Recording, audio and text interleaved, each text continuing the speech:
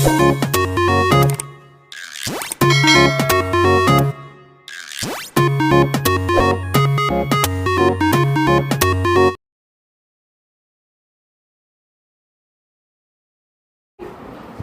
हमारी चल रही है, बोलिए।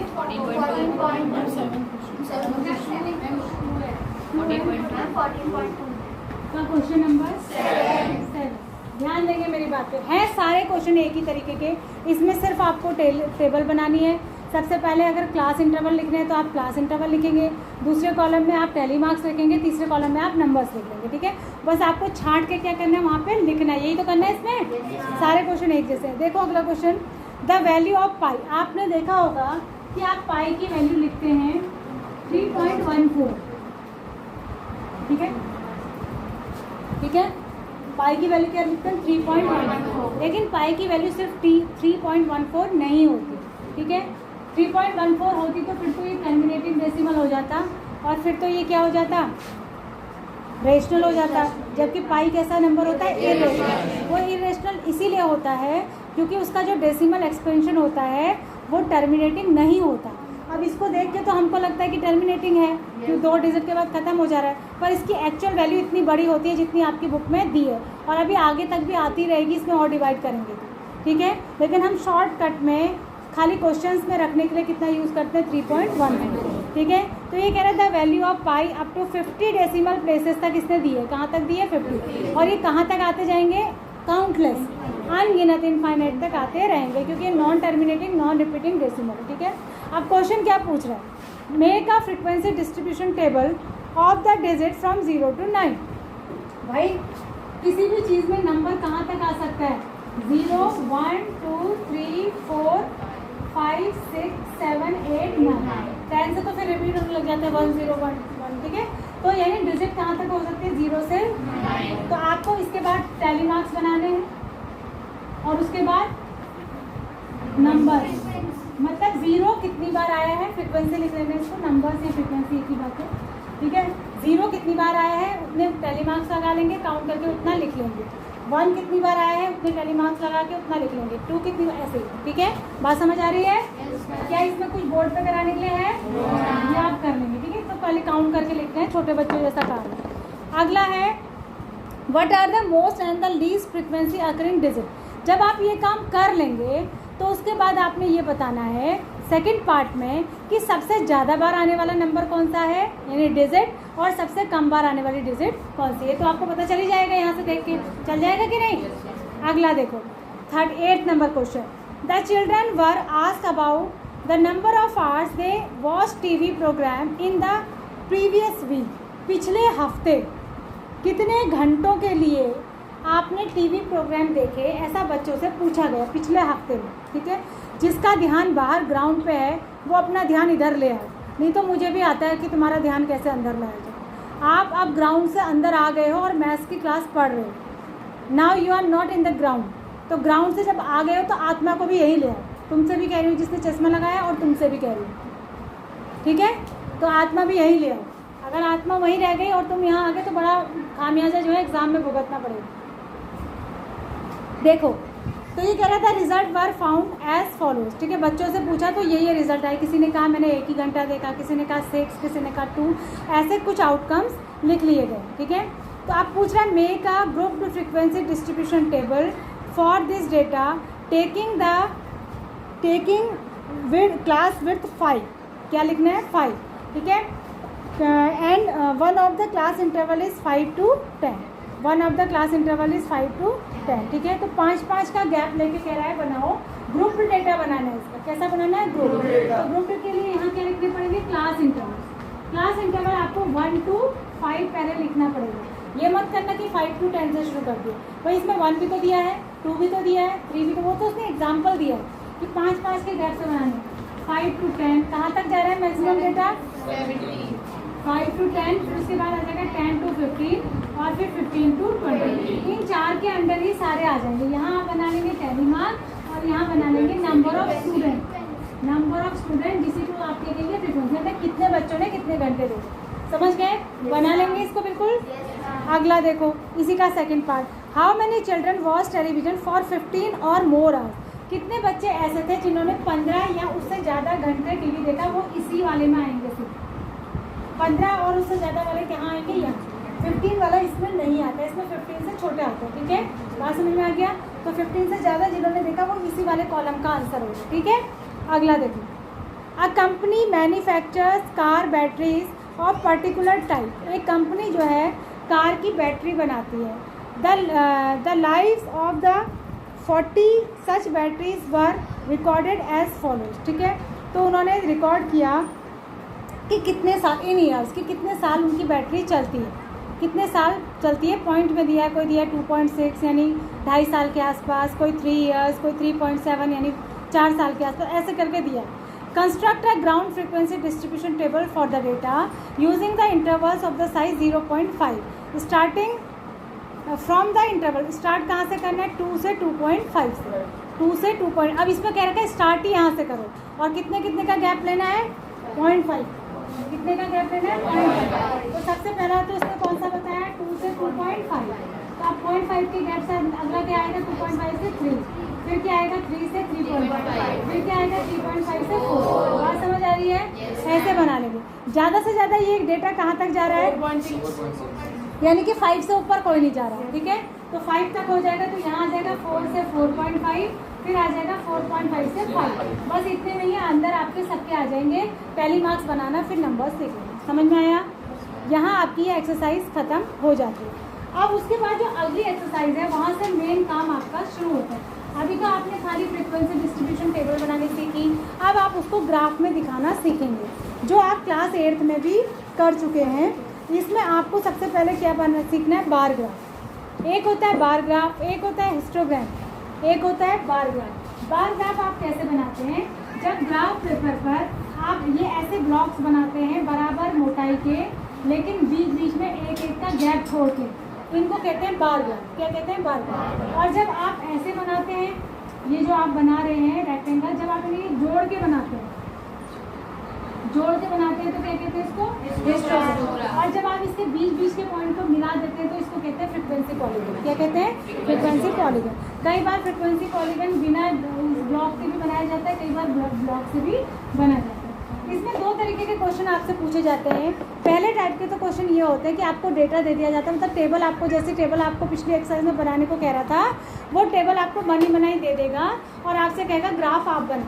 एक टाइप के क्वेश्चन ये है। दूसरे टाइप के क्वेश्चन ये होते हैं, ग्राफ आपको बनाया दे देगा, उसके नीचे 3-4 क्वेश्चन दे देगा और आपसे कहेगा ग्राफ को पढ़ो, ग्राफ को समझो और नीचे लिखे क्वेश्चंस का आंसर दो।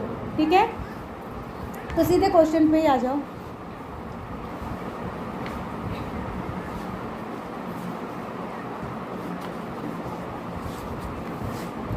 एक्सरसाइज नंबर 14.3 आ जाओ। A survey conducted by an organization for the cause 14.3 है, पेज नंबर 258 पे। A survey conducted by an organization for the cause of illness and death among the women between the age of 15 to 44। मतलब एक सर्वे किया गया दुनिया में कि 15 साल से लेकर 44 साल की औरतों की जो मृत्यु होती है उसका कारण क्या क्या होता है और किस किस कारण से कितने कितने % लेडीज़ की डेथ होती है। ठीक है, तो और ये जो रिकॉर्ड था इसको एक टेबल में दिखाया गया। सबसे पहला है रिप्रोडक्टिव हेल्थ कंडीशन, माने जब कोई औरत प्रेग्नेंट होती है तो प्रेगनेंसी के टाइम पे जब डेथ हो जाती है ना कईयों की, क्योंकि उस समय बहुत सारे चेंजेस होते हैं शरीर में, तो उसका परसेंटेज था यहाँ बेबी को बर्थ करते समय तो 31.8% औरतें उसमें डेथ हो जाती है। उसके बाद क्या है, न्यूरो साइक्रेटिक माने दिमाग से संबंधित प्रॉब्लम से कितनी होती है, 25.4। इंजरीज माने चोट लगने से 12.4। ठीक है, और कार्डियक से माने हार्ट अटैक से 4.3। रेस्पिरेटरी कंडीशन माने आपके श्वसन तंत्र सांस से रिलेटेड 4.1 और अदर कॉजेज से 22%। ठीक है, ये एक टेबल आपको दे दी गई। पहला कह रहा है represent the information given above graphically, इसको ग्राफ बनाइए। अब ग्राफ के लिए उसने आपको ये नहीं कहा कि आपको क्या बनाना है, तो सबसे सुटेबल रहता है कि हम बार ग्राफ बनाएं। क्या बनाएं, बार। इसमें ध्यान रखना सबसे आसान ये रहता है जो चीज़ फिक्स है, मतलब जो चेंज नहीं होती, जैसे किसी चीज़ के नाम हो, दिनों के नाम हो या कोई कंडीशन के नाम हो, उनको हमेशा एक्स एक्सिस पे यानी हॉरिजेंटल एक्सिस पे लेना चाहिए नीचे वाली, और जो नंबर्स होते हैं उनको कहाँ लेना चाहिए, वाई। तो ये जो यहाँ नाम है यहाँ ले लेंगे आप, रिप्रोडक्टिव हेल्थ कंडीशन। अब ये पूरे नाम लिखने में तो बहुत आगे तक चले जाएगा, तो आप इसको शॉर्टकट में लिखेंगे, जैसे रिप्रोडक्टिव हेल्थ कंडीशन ऐसे लिखिए, ठीक है। समझ रहे हैं, समझ गए ना। पहले वाले के लिए आप लिख देंगे रिप्रोडक्टिव हेल्थ कंडीशन, एक ब्लॉक छोड़ के बनाना, ऐसे लिख लिया आपने। अब इधर आपने लेना है नंबर्स। अब इसमें जो है नंबर्स ऊपर नीचे होते हैं क्योंकि परसेंटेज में दिया। हम देख रहे हैं कि हमारा डेटा 40 से ऊपर तो नहीं जा रहा। कहाँ से ऊपर नहीं जा रहा है, 40 से ऊपर नहीं जा रहा है। और पॉइंट में है तो हमें हिसाब लगाना है कि हम कैसे लें कि हमें आसान रहे। तो हम ले लेंगे 10, 20, 30, 40 ऐसे ले लेंगे। इसके अंदर आपको पता है कि जो एक बड़ा बॉक्स जो होता है ग्राफ पेपर का, उसके अंदर 10 छोटे छोटे बॉक्स और होते हैं। समझ में आ गया। तो अगर मैं एक बॉक्स को 10 ले रही हूँ बड़े वाले को, तो इसके अंदर जो एक छोटा बॉक्स हुआ वो 1 के बराबर हो गया। ये तो 1 के बराबर हो गया, तो और गड़बड़ हो जाएगी। तो पॉइंट देखो, पॉइंट में जब होगा 0.8 का मतलब हो गया एक बॉक्स से भी कम। 0.8 का मतलब क्या हो गया, एक बॉक्स से भी कम, एक छोटे बॉक्स से भी कम। पॉइंट में है, अगर 11 होता तब इसको गिनते, 11, 12, 13, 14, 15 करके फिर 20 हो जाएगा। लेकिन ये पॉइंट में है तो ये जो छोटा बॉक्स एक है इसका भी 10वां हिस्सा, तो यानी इस बॉक्स से भी नीचे कहीं पर निशान लगाना। समझ में आ गया। 0.8 है तो पूरा बॉक्स में नहीं लगाएंगे, इससे कहीं नीचे लगाएंगे। 0.5 है तो इसके बीच में कर देंगे, आधा आधा कर देंगे एक बॉक्स। 0.2 है तो बिल्कुल नीचे कर देंगे, मतलब जहाँ पर 10 है उससे थोड़ा सा ऊपर। समझ में आ गया। इस तरीके से करके आपको टेबल बना लेंगे। उसके बाद है विच कंडीशन ग्राफ में, ग्राफ का ही तो चैप्टर है, इसमें पूछना ही क्या है ग्राफ में। मेरे ना बाप रे, मेरे से बोला नहीं जा रहा, मैं तीसरा पीरियड हो गया लगातार बोलते बोलते। अगला देखो, which condition is the major cause of women's ill health. सबसे बड़ा कॉज कौन सा लग रहा है इसमें, रिप्रोडक्टिव हेल्थ, ठीक है। उसके बाद दूसरा पूछ रहा है, try to find out with the help of your teacher and 2 factors, any 2 factor which play. तो इसके अलावा भी मेजर रोल जो प्ले करते हैं, जो इसमें नहीं लिखा है वो भी आप जो है ढूंढ सकते हैं अपनी सोसाइटी में कि और क्या प्रॉब्लम्स होती है जिनसे औरतों की डेथ हो रही है, ठीक है। थर्ड वाला ऑप्शनल है, आप लिख सकते हैं कुछ भी अपनी समझ से, और नहीं तो इसको छोड़ भी सकते हैं, ठीक है। ये कह रहा है कि जितनी कंडीशन हमने लिखी है ना, उसके अलावा कंडीशन लिखिए कोई और 2 जिसके कारण डेथ हो सकती है वो मेंस की, ठीक है।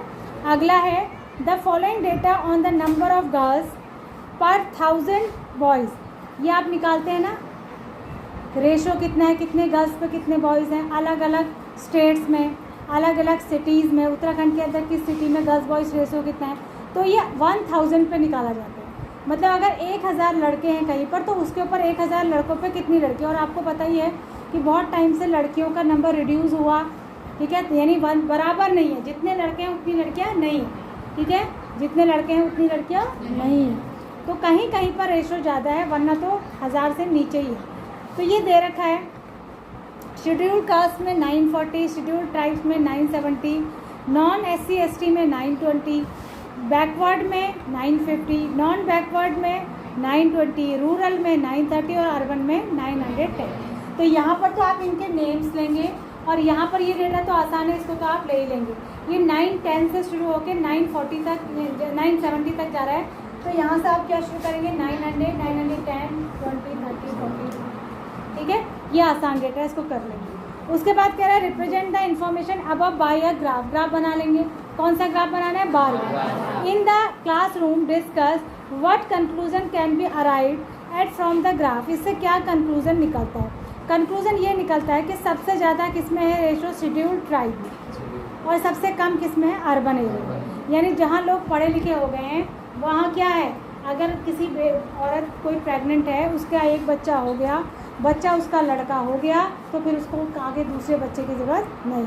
और अर्बन में इसलिए है, सब वर्किंग है, हस्बैंड भी वर्किंग, वाइफ भी वर्किंग, दोनों काम पे जा रहे हैं, वो 2 बच्चों को नहीं संभालते, बस वो एक बेटा हो गया तो आगे बच्चे होंगे नहीं, तो बेटी होने का तो सवाल ही नहीं है कि एक ही बच्चा, क्योंकि हस्बैंड वाइफ क्या है, दोनों जॉब वाले, तो एक ही बच्चा।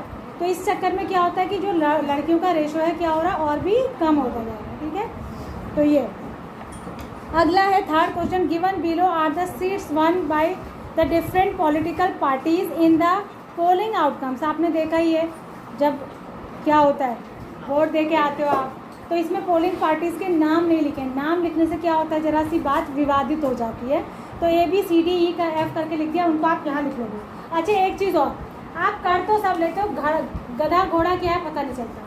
यहाँ पर जब आप लिखोगे ABCD तो नीचे से एक एरो लगा के लिखोगे name of the polling party, जिससे कि जब मैं तुम्हारी कॉपी चेक करूँ तो मुझे पता चले कि तुमने एक्स एक्सेस पे क्या लिया। यहाँ पर जब लिखोगे तो यहाँ लिखोगे नंबर ऑफ वोट्स, ताकि मुझे पता चले यहाँ पर वोटों की संख्या ली गई है। तो ये ज़रूर मेंशन करना। दूसरा, जैसे अभी मैंने कहा था आप ले लीजिए 900 910, ठीक है, ये कहा था मैंने आपसे ना। तो यहाँ पर भी आपको क्या लिखना पड़ता है, इसको क्या कहते हैं, स्केल। स्केल में आप लिखोगे 1 बॉक्स या 1 big box. 1 big box equals to 10 numbers. आपने एक बड़ा बॉक्स 10 के बराबर लिखा है, ये आपको लिखना पड़ेगा। ऐसे वोट्स लिखोगे तो जैसे आप वोट्स अगर 5, 10, 15 करके ले रहे हो तो आपको लिखना पड़ेगा 1 big box equals to 5 votes, ठीक है। ये सारी चीज़ें ग्राफ में मेंशन करनी होती है। इसको आप x डैश लिखोगे, इसको y डैश लिखोगे, यहाँ पर O दिखाओगे, ओरिजिन।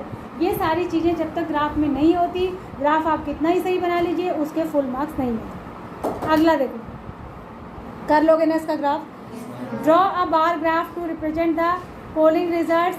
बार ग्राफ ड्रॉ कर लिया। Which political party won the maximum number of seats, A. तो इतने आसान क्वेश्चन है इसके, ठीक है, समझ में आ रहा है। चलो आज आप इतना ही करना, मेरे से बोला।